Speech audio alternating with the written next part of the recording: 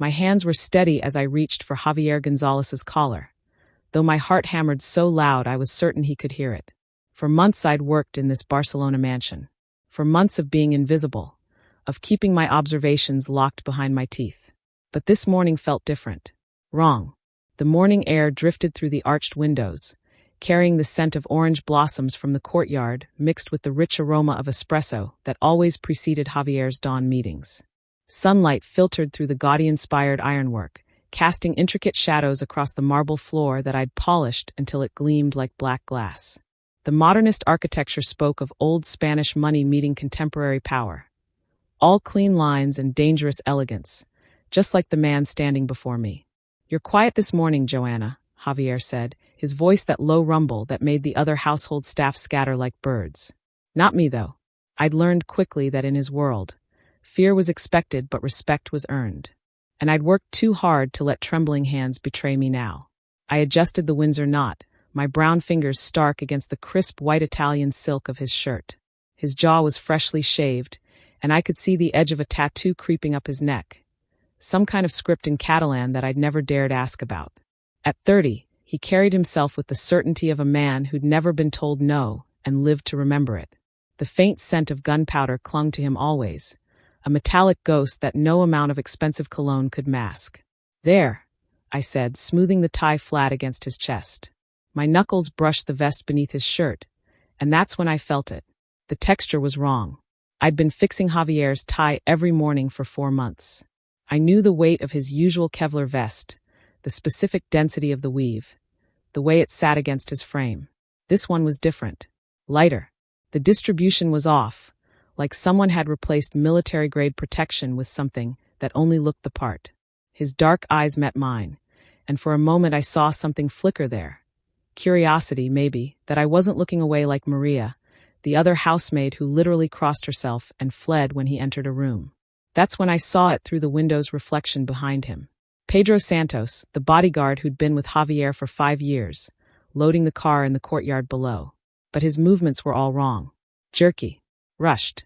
He kept glancing at the mansion's upper windows with an expression I recognized from another life, another city. The same desperate determination I'd seen on my brother Marcus's face the night before he walked into that liquor store on Chicago's South Side with a gun and empty pockets. Fear and resolve twisted together. The look of a man about to cross a line he'd never be able to uncross. My pulse spiked, but I kept my expression neutral, my hands still adjusting Javier's collar. Years of navigating my father's volatile moods, of reading danger in the micro-expressions of men who held my survival in their hands. All of it had trained me for this moment. I leaned closer, ostensibly checking the alignment of his tie one final time. To anyone watching from the doorway, we were simply finishing the morning routine. But I let my lips barely move, my whisper a thread of sound in Spanish I'd practiced until my Chicago accent disappeared. "Your bodyguard switched your bulletproof vest." Javier's entire body went rigid beneath my hands. His eyes, which had been almost warm, turned to ice in an instant. The temperature in the room dropped 10 degrees. "What did you say?" His voice was barely audible, but I heard the lethal edge beneath the quiet. I didn't repeat myself. Instead, I stepped back, picked up the clothes brush from the mahogany console table, and ran it over his shoulders with practiced efficiency. My hands moved through the familiar motions while my mind raced. I'd just accused his most trusted bodyguard of attempted murder. If I was wrong, I was finished, fired at best, disappeared at worst. If I was right and stayed silent, I'd be complicit in his death. "The one you're wearing won't stop bullets," I continued, my voice steady as I worked. "Don't go to the meeting." Through my peripheral vision, I watched his reflection in the gilt-framed mirror. He didn't move, didn't speak. But I could see the calculations happening behind those dark eyes, the warrior's instinct taking over. This was a man who'd survived in a world where trust was currency and betrayal was common as breathing. I set down the brush and finally met his gaze directly. For the first time since I'd arrived in Spain, since I'd taken this job cleaning the home of a man everyone whispered about in fear, I let him see me, really see me. Not the invisible maid who scrubbed floors and kept her eyes down, but Joanna Harper from Chicago's South Side, who'd learned to read danger before she could read books, who'd survived by noticing what others missed. "How do you know?" he asked, each word careful and measured. The weight's wrong. The texture. I've done this every morning for 4 months. I paused, then took the biggest risk of my life. And Pedro's moving like a man who's already made peace with something terrible. I've seen that look before. Trust me. The words hung between us in the sun-streaked air, fragile as spun glass. I'd just told one of Barcelona's most dangerous men to trust a housemaid he barely knew over a bodyguard who'd saved his life multiple times. It was audacity bordering on suicide. But I'd spent 26 years learning to read the signs that others missed. It was how you survived when the world saw you as expendable. Javier held my gaze for 3 heartbeats. Then he pulled his phone from his pocket, pressed a single contact, and said in Catalan, "Send Miguel to my study. Now. And tell Pedro I need him inside. Don't let him near the car." He ended the call and looked at me again, his expression unreadable. "If you're wrong, Joanna Harper, we're going to have a very serious conversation." "I'm not wrong," I said, though my knees felt like water. "Then you just saved my life." He adjusted his cufflinks, his movements precise and controlled. "And if there's one thing I've learned in this business, it's that the person who saves your life either becomes your greatest ally or your most dangerous enemy." I swallowed hard. "Which am I?" The corner of his mouth lifted. Not quite a smile, but something darker, more interesting. "We're about to find out." Footsteps echoed in the hallway. Pedro appeared in the doorway, his face carefully neutral, but I could see the tension in his shoulders, the way his hand drifted toward his hip before he caught himself. And in that moment, standing in a Barcelona mansion with morning light streaming through century-old windows, with a Spanish crime lord's eyes on me and a traitor at the door, I realized that everything was about to change. For months of invisibility were over. I'd whispered the truth, and there was no taking it back. Before this story begins, let me ask you something. Have you ever been the person who noticed danger before anyone else did? The one who felt something just wasn't right, even when everyone told you to stay quiet? This story is for everyone who spent their life protecting others in silence. Every man, every mother, every caretaker, every woman whose strength was never loud, but always real. If stories about courage, sacrifice, and someone's quiet wisdom speak to your soul, please subscribe to this channel now, because here we tell stories that honor people like you. People who see the truth before it explodes, and you don't want to miss it. Now let's get into the story. Pedro stepped into the study, his smile practiced and empty. "You called, Chief?" Javier didn't look up from the papers on his desk. "Take off your jacket." "What?" "Your jacket. Remove it." Javier's voice was casual, almost bored. "Joanna thinks you've been careless." I'm inclined to believe her. Pedro's eyes flicked to me, then back to Javier. "The maid. She's paranoid. I've protected you for 5 years." "The vest." Javier stood, buttoning his suit jacket with deliberate precision. "Show me." Pedro's hand drifted toward his hip. Miguel, Javier's second-in-command, materialized from the shadows near the bookshelf, weapon already drawn. "Don't," Miguel said quietly. Pedro froze. Then his shoulders sagged, and he laughed, bitter and defeated. "How did she know?" "Strip the vest," Javier ordered. "Both of them. Yours and mine." 10 minutes later, the vests lay on the mahogany desk under harsh lamplight. Javier's security expert, a former military man named Torres, examined them with gloved hands and a jeweler's loupe.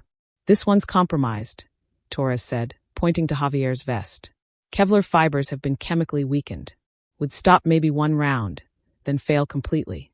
This was professional work. Javier turned to Pedro with the kind of stillness that preceded violence. "Who paid you?" Pedro's jaw tightened. 200,000 euros. Medina cartel. Safe passage to Buenos Aires after. He stopped. "After I died at this morning's meeting." Javier finished the sentence like he was discussing the weather. They dragged Pedro to the courtyard. I watched from the study window, unable to look away. The orange trees swayed in the morning breeze. Birds sang. Then a single gunshot cracked through the Mediterranean air, and Pedro crumpled beside the fountain where I'd arranged fresh flowers an hour ago. I didn't flinch. I should have. But Chicago had taught me that survival meant witnessing horror and still standing afterward. Javier appeared beside me at the window, his reflection ghost pale in the glass. "You saved my life, Joanna Harper. That makes you family. And in my family we protect our own." "I'm a maid," I whispered. "Not anymore." He handed me a key card. Third floor, east wing. Near my quarters. Miguel will move your things. He paused. There are people in this organization who won't like this. Who'll see you as the girl getting special treatment? I met his eyes. I've been dealing with that my whole life. Not like this. His voice dropped. You're marked now. As mine. That means protection. But it also means. Footsteps thundered in the hallway. Miguel burst through the door, phone in hand, face ashen. Chief. The Medina cartel just hit our warehouse in Poblano. 6 men dead. And they left a message. He hesitated. They know about her. The port of Barcelona smelled like salt, diesel, and something darker. The metallic tang of transactions that happened in shadows. Shipping containers loomed like steel monuments around us, their rusted sides catching fragments of moonlight. Hakan, the Turkish arms dealer, smiled with too many teeth. The price has changed, Gonzalez. 50,000 euros more per crate. Additional risks, you understand. Javier's expression didn't shift. We agreed on terms 3 weeks ago. Circumstances change. Hakan gestured broadly. The Medina situation makes doing business with you complicated. I stood 3 steps behind Javier, wearing the black suit Miguel had purchased for me, armor disguised as professional attire. My role was simple: observe, stay silent, stay alive. But something felt wrong. I let my eyes drift past Hakan's shoulder to the puddle near his feet, created by yesterday's rain. In its dark mirror, I saw the roofline of the warehouse behind him. A silhouette shifted. Then another, on the container stacked to our left. A third on the crane platform northeast. 3 snipers, positioned in a triangle. All angles covered. I took one careful step forward and leaned close to Javier's ear, my voice barely audible. Sniper. Warehouse roof, 11 o'clock. Second one, container stack, 9 o'clock. Third, crane platform, 2 o'clock. Javier's hand moved to his tie, a signal. Casual. Almost lazy. Within seconds, 3 suppressed shots cracked through the night air. Hakan's snipers dropped like puppets with cut strings. Hakan's smile died. Miguel and 4 other men materialized from the shadows, weapons trained on the Turkish crew. Hakan was surrounded, outmaneuvered, and he knew it. You tried to rob me, Javier said conversationally, walking forward. In my own city. Gonzalez, wait, we can negotiate. The gunshot was deafening in the confined space between containers. Hakan's body hit the Mediterranean stones, blood pooling dark and viscous beneath him. I watched him die. Watched the light leave his eyes. Blood spattered across ancient cobblestones where merchants had traded spices centuries ago, and I felt nothing. No horror. No nausea. Just cold calculation. Where do we move the shipment now that this location is compromised? I asked. Javier turned to me slowly, something like wonder crossing his face. He walked over, took my hand, the one that wasn't trembling, and brought it to his lips. The gesture was old world, courtly, deliberate. Behind him, Miguel and the others exchanged glances. Discomfort rippled through the crew like stones dropped in still water. You saw the snipers before my own security did, Javier said quietly. You're wasted as a maid, Joanna Harper. Then what am I? I whispered. His thumb traced across my knuckles, leaving heat in its wake. Mine. Miguel's phone buzzed. His face went pale as he read the screen. Chief. The Medina cartel just posted a video. They have Joanna's mother's address in Chicago. 6 weeks after the port, I'd memorized the architecture of Javier's empire. Supply routes snaked across the Mediterranean like neural pathways. Money flowed through legitimate businesses. Restaurants, import companies, a luxury hotel in Izample, washing itself clean before disappearing into offshore accounts. But the Medina cartel was testing boundaries. Small hits. Surgical strikes. I spread the map across Javier's desk, marking each incident with red pins. Here. Tuesday. Your distribution warehouse in Gracia, vandalized. Thursday. Your club in El Raval. Health inspector shuts it down for violations that didn't exist last month. Saturday. Fire at your shipping office near Barcelona. Javier studied the pattern, arms crossed. Harassment. Mateo's trying to provoke a response. No. I drew a line connecting the pins. He's moving toward something. Each hit gets closer to the Izample district. Closer to Hotel Catalonia. Mateo wouldn't dare hit the hotel. Too public. Too many civilians. That's exactly why he'll hit it. I pulled up financial records on the laptop. It's your primary laundering operation. You process €3 million monthly through conference bookings alone. And it's visible. Destroying it humiliates you publicly. Javier's jaw tightened. You've been here 6 weeks and you're telling me how Mateo Medina thinks. I'm telling you what the pattern shows. I met his stare without flinching. You want me to observe? Fine. I'm observing. But if you ignore this. He moved so fast I barely tracked it. Suddenly he was inches away, his hand braced on the desk beside my hip, caging me in. If I ignore this, what? You'll leave. If you ignore this, people die. My voice stayed steady despite my racing pulse. And you'll blame yourself. I've watched you carry guilt like armor. Don't add more. Something shifted in his eyes, surprise, maybe, or recognition. His thumb brushed my wrist where my pulse hammered. Deploy extra security to the hotel, he said without breaking eye contact. 12-hour shifts. No one enters without clearance. The bombing attempt came 36 hours later.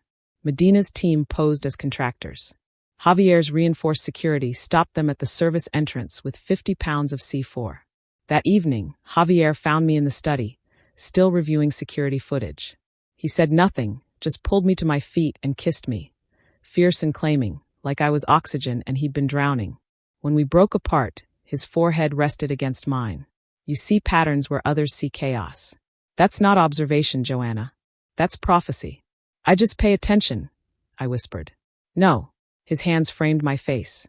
You see what I've been too arrogant to notice. I need you. Not as a maid. Not as protection.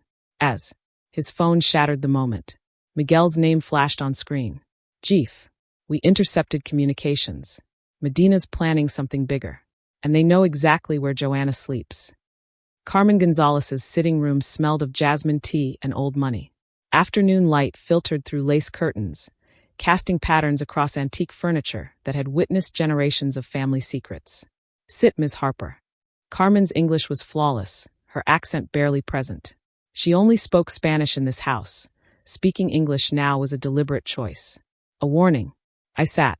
The porcelain teacup she handed me was delicate enough to crush with one wrong grip. My son doesn't bring women into this house, Carmen said, pouring her own tea with practiced grace. Not since Sofia. The name landed like a stone in still water. Sofia Ramirez. Beautiful. Spanish. From a good family. Carmen's dark eyes, so like Javier's, studied me over the rim of her cup. They were engaged. She understood our world, or thought she did. Mateo Medina took her to punish Javier for a territory dispute. We found her body 3 days later. My throat tightened. I'm sorry. Are you? Carmen set down her cup with careful precision. Sofia died because she was visible. Because Mateo Medina knew exactly how to hurt my son. You're even more visible, Ms. Harper. A woman in a Spanish criminal empire. You stand out in every room you enter. You make Javier vulnerable. Then maybe I should leave. No. Carmen's voice cut sharp. You misunderstand. I'm not asking you to leave. I'm asking if you can handle what staying means. She leaned forward. Can you watch him kill someone who deserved it and still kiss him afterward? Can you carry the weight of being loved by a man whose enemies will use that love to destroy him? I met her gaze without flinching. I've been a target my whole life for the skin I'm in, Senora Gonzalez. At least with Javier, the danger is honest. Nobody pretends to be safe while holding a knife behind their back. Something flickered in Carmen's expression. Approval, maybe, or recognition of kindred steel. The men whisper about you, she said quietly. About your skin. Some say my son dishonors Spanish tradition. She reached across the table, pressed something into my palm. A rosary, beads worn smooth by decades of prayers. I say tradition that excludes the worthy is no tradition worth keeping. This was Sofia's. She'd want you to have it. The beads were still warm from Carmen's hand. My son hasn't let anyone close in 5 years, Carmen continued. You've changed that, which means Mateo will come for you. Not if. When? The door burst open. Miguel stood there, breathing hard. We have a problem. Security footage shows Medina's men surveilling the estate. They're counting guards, timing rotations. His eyes found mine. And they've been photographing Joanna. The explosion at Club Noir killed 3 civilians and 12 of Javier's men. Shrapnel caught Javier across his left shoulder and ribs. Not fatal, but brutal enough that blood soaked through his shirt before Miguel got him home. I found him in his bathroom, trying to clean the wounds himself with shaking hands. Pride and pain warred across his face. Let me. I took the antiseptic from him, our fingers brushing. He didn't argue. Just sat on the marble counter while I worked, peeling away ruined fabric to reveal torn skin and embedded glass. The scent of blood mixed with expensive soap. Sofia was in a cafe when Mateo's men took her, Javier said suddenly, his voice raw. Just having lunch. I'd told her to stay home, that it was too dangerous. She went anyway because she refused to be caged. His eyes found mine. I'm terrified, Joanna. Terrified that I'll lose you the same way. That loving you makes you a target I can't protect you from. My hand stilled. You love me. Desperately. Dangerously. He caught my wrist, his grip gentle despite the confession. But I can offer you protection, money, power. Never safety. That's the one thing I can't give. I set down the gauze and stepped between his knees, forcing him to look at me. I don't want safety. I've spent 26 years making myself small, invisible, trying to survive by not taking up space. I'm terrified of disappearing, Javier. Of being erased. My voice cracked. But you see me. Really see me. Like I matter beyond what I can do for you. You matter more than everything. His hands framed my face, thumbs brushing my cheekbones. Joanna Harper, you've become the thing I can't afford to lose and can't bear to let go. Then don't let go. He kissed me like I was salvation and damnation combined. Like 5 years of grief and loneliness were breaking open against the reality of now. When he pulled back, his forehead rested against mine. This changes everything, he whispered. I know. I kissed him again, deeper this time. Stay with me anyway. We didn't leave his bedroom that night. Or the next morning. By evening, the entire organization knew. The woman had moved from guest room to master suite. Miguel found us 2 days later, his expression grim. Chief. Mateo sent a message. He's offering 500,000 euros to anyone who brings him Joanna alive. 3 months of mornings waking in Javier's arms. 3 months of learning to exist without apology. 3 months before everything shattered. The bomb threat came at dawn, Javier's primary warehouse in Zona Franca. He kissed my forehead before leaving, Miguel and 8 men surrounding him like a human shield. Stay inside, he ordered. Don't open the door for anyone. I promised. Promises are easier to make than keep. The delivery truck arrived at 9 a.m., catering supplies for Carmen's charity luncheon. 2 men in company uniforms. Security waved them through because Pedro's cousin Marco had vouched for them on the schedule. I was in Javier's study reviewing shipping manifests when I heard the first gunshot. Training kicked in. The hours Javier had insisted I spend with his ex-military instructor. I grabbed the Glock from the desk drawer, flicked off the safety, moved toward the door. 3 men burst through. I shot the first in the chest, dropped the second with a round to the shoulder. The third tackled me before I could aim again. We hit the marble floor hard enough to crack ribs. I fought. Knees, elbows, teeth. Drew blood. But 4 more poured in, and then something sharp pricked my neck, chemical burn spreading through my veins like ice. The world tilted sideways. Hands dragged me toward darkness. I woke in stone and shadow. Abandoned monastery, judging by the Gothic arches and rotting pews. Mountain air bit cold through broken windows. My wrists were zip-tied to an iron chair, shoulders screaming from the position. Mateo Medina stepped from the shadows, all-expensive suit and cruel smile. Younger than Javier. Hungrier. Joanna Harper. He crouched before me, almost gentle. The great Javier Gonzalez, who swore never to love again after my men killed his precious Sofia, brought a maid into his bed. He laughed, cold and sharp. You're his weakness, Pequeña, and I will break him through you. He'll kill you, I said through split lips. Perhaps, but first I'll make him watch you break. Mateo pulled out his phone, began recording. We're going to send him videos. Every day, every degradation, until the mighty Javier Gonzalez is nothing but a man begging for mercy. Behind him, 2 men approached with tools I refused to name. Where are his offshore accounts? Mateo asked pleasantly. I spat blood at his feet. His smile widened. Good. I was hoping you'd fight. He nodded to his men. Begin, but keep her conscious. And make sure the camera captures everything. The first blow came before I could brace for it. 18 hours of pain had taught me how much the human body could endure before breaking. I hadn't broken yet, but Mateo was patient. Then I heard engines, dozens of them, roaring up the mountain road. through the monastery's crumbling courtyard. I saw headlights cutting through dawn mist like searchlights. Javier had come. Mateo's men dragged me into the open courtyard, chaining me to the stone fountain where monks had once prayed. Blood dripped from my split eyebrow, my broken fingers, places I refused to catalog. But I stayed conscious, stayed defiant. Javier emerged from the lead vehicle, flanked by Miguel and 30 armed men. Even from 50 yards away, I saw his face, rage and anguish carved into every line. Mateo, his voice echoed off ancient stone. Let her go. This is between us. Mateo pressed a gun to my temple, his smile vicious. You're right, Gonzalez. This is between us. He raised his voice. I want your territory, your operations. 50 million euros. And you on your knees begging. The shock rippled through Javier's men like a physical wave. Nobody made Javier Gonzalez kneel. Ever. Javier began removing his weapons. Shoulder holster, ankle piece, knife from his belt. Each one clattered to the cobblestones with terrible finality. Chief, no, Miguel started. Stand down. Javier's voice was steel. He walked forward, alone, hands raised. 20 yards. 10. 5. Then he knelt. The world seemed to stop breathing. I love her, Javier said, his words carrying across the courtyard to his entire organization. Take me instead. Whatever you want to do to her, do to me. She walks free. Right now. Mateo laughed, delighted and cruel. You think loving her makes it enough to die for her? To humiliate yourself in front of your own men. Javier's eyes found mine, dark and infinite and full of everything we'd never had time to say. I love her enough to live as a broken man if it means she survives. Yes. Something shifted in the air. Javier's men exchanged glances. Shock, respect, confusion. But nobody moved. Deal. Mateo released my chains. Take her away. And bring me Gonzalez. Miguel caught me as I collapsed, half carrying me toward the vehicles. I fought him, screaming Javier's name, watching as Mateo's men surrounded him.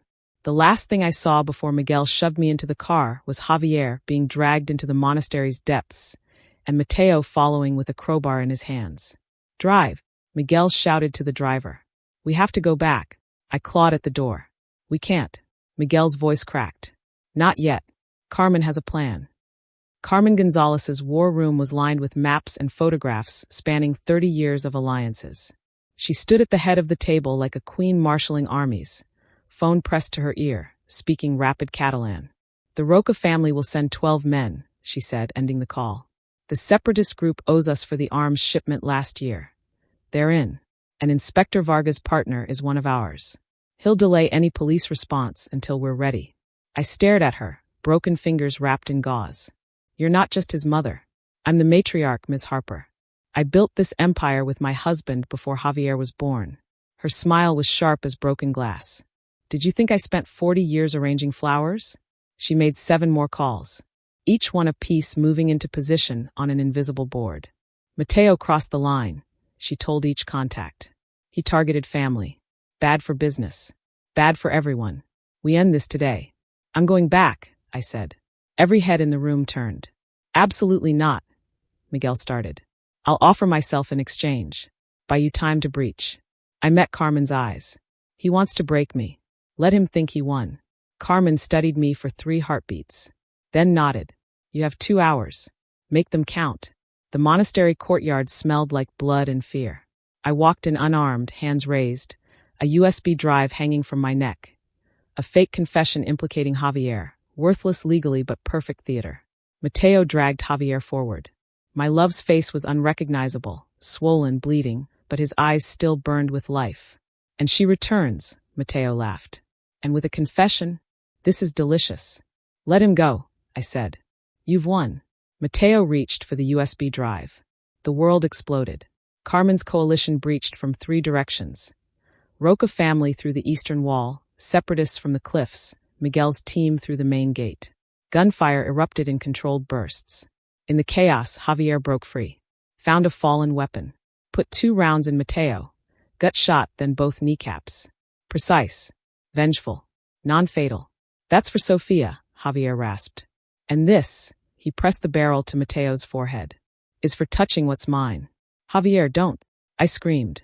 Sirens wailed up the mountain. Inspector Varga's task force surrounded the monastery, weapons drawn, cameras rolling. Javier lowered the gun, dropped it, raised his hands. Javier Gonzalez, you're under arrest, Varga announced, almost apologetic. As they cuffed him, Javier's eyes found mine across the courtyard. Blood and love and survival written in that gaze. We saved each other, I whispered. Miguel caught me as my legs gave out. Now comes the hard part. The trial. 6 months later, I sat in a Barcelona courtroom wearing a navy suit and Sophia's rosary. My testimony was clinical, devastating. Kidnapping, torture, Mateo's crimes detailed in unflinching clarity. Carmen testified about family honor. Miguel about loyalty. Even community members from my immigrant outreach program spoke. People I'd helped, lives I'd touched. Inspector Varga caught me outside during recess. Medina was always the target, she said quietly. You're Javier, he cooperated. Gave us 3 other cartels. She paused. You changed him. Verdict. Guilty of weapons charges. Acquitted of attempted murder. Self-defense. 3 years probation, house arrest, mandatory divestment from criminal operations. Javier walked out wearing an ankle monitor and freedom. 1 week later, in the renovated courtyard where Pedro had died, Javier knelt again. This time by choice.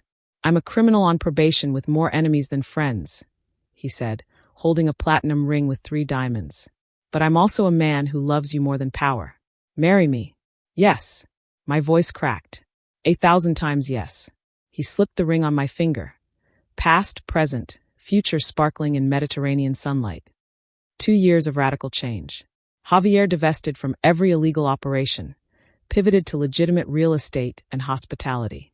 I launched a foundation for immigrant communities, became its public face. We married in a ceremony that blended Spanish Catholic tradition with African American customs. My mother flew in, tears streaming, witnessing her daughter marry a reformed crime lord in a Barcelona cathedral. Media devoured it. Reformed Mafia Boss and his American queen. The organization transformed. Old guard retired. New leadership was diverse, educated, legitimate. 3 years after the monastery, I was 8 months pregnant, adjusting Javier's tie before a charity gala. Some things never changed. You're fidgeting, I said, smoothing the silk. I'm nervous. His hand covered mine over his heart. Inspector Varga will be there. My probation officer. Politicians who still remember. And they'll see a man who transformed his empire into something that actually helps people. I kissed him. You're not that person anymore. Because of you. His tattooed hand cradled my swollen belly. You taught me that love isn't weakness. It's the bravest thing I've ever done. Our son, Diego Carmen Gonzalez Harper, was born 3 weeks later. Carmen held him while nurses tended to me, her weathered hands gentle with new life. In the delivery room, Javier pressed his forehead to mine. We didn't just save each other, I whispered. We rewrote the rules together. Months later, the photograph that defined us. Javier's tattooed arms around me, Carmen holding Diego, Mediterranean sunset blazing behind us. A family that bridged cultures, broke traditions, proved love could exist in darkness and emerge into light. All because I noticed something wrong and dared to whisper the truth. As this story ends, I want you to remember something, dear family. It's often the people who move quietly through the world who change it the most. If this story touched you, if it reminded you of your own strength, your sacrifices, or the moments when you had to be brave for someone else, please subscribe to this channel. Here, we tell stories that respect people's heart, intuition, and power. Leave a comment and tell me what part stayed with you. Your words matter. Your voice matters. Also, let me know in the comments, where in the world are you watching from? Thank you as you do so. I'll see you in the next story.